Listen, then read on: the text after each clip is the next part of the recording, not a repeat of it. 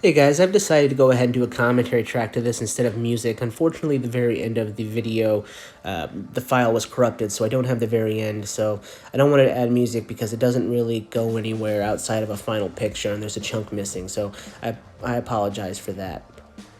What I decided to do instead was tell you about my process. And what I like to do is find things that inspire me, other artists, imagery, line arts, things like that that I can translate to the wood and then add more dimension to, flush out, make some changes, and make it my own.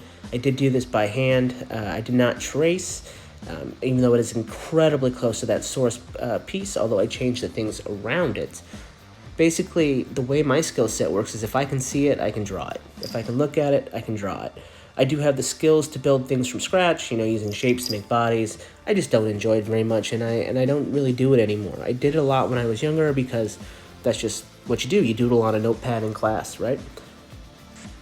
So what you're seeing here is the base drawing, and I'm going in and very patiently and slowly burning this in. See, the crazy thing about wood burning, unlike drawing, is you can't erase, right? Once it's there, it's there. So if you screw up, you either need to find a way to make it blend in or just give up. And generally, I just find a way to blend in. Although with this new wood burner, it's actually going very well. The last wood burner I had was $10. I got it from Hobby Lobby. It didn't hold heat very well. It looks more like a soldering iron. Using something like that on this would probably take me 6 to 7 hours to burn it.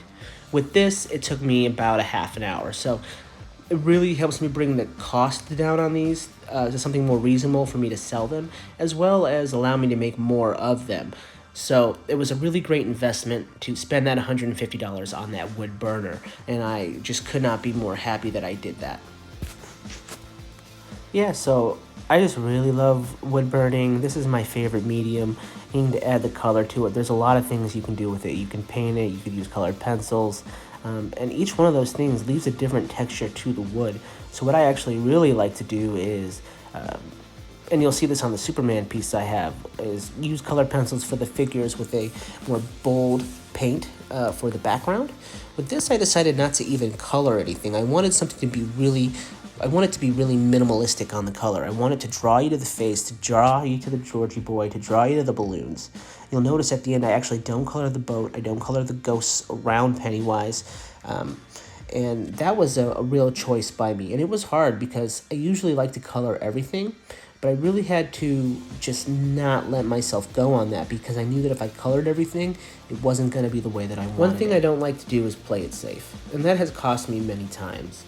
But the truth is, I feel like if I'm not pushing myself, if I'm not trying something new, then I'm not honing my skills, I'm not getting better, and I'm never going to advance to be as good as I actually want to be.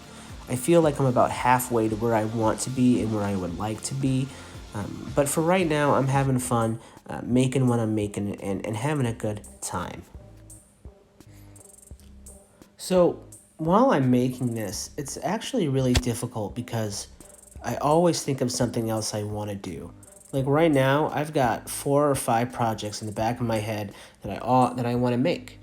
And so sometimes I actually don't finish a piece because I just get an idea for something else. So one of these days, I'm going to put together a video of me just finishing up all these things that I've started and then really close and I got bored or just sidetracked. My friend always tells me that the only thing that can really destroy a good idea is another good idea. And he's really right. I can't tell you how many times I've started something and not finished it because I had an idea for something else that was really cool. Frustration is a really big problem for me. Once I feel like I've screwed up, it's really hard for me to finish the piece. I didn't have any issues with that with this one, but I have had it on other ones where I just have to make it work.